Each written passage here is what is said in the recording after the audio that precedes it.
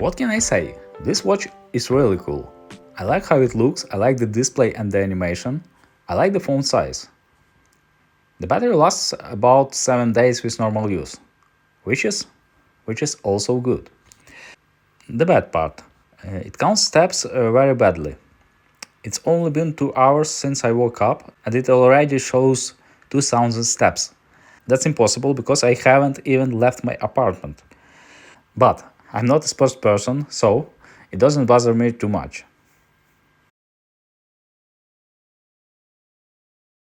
Conclusion. This is an awesome watch for the price of $40.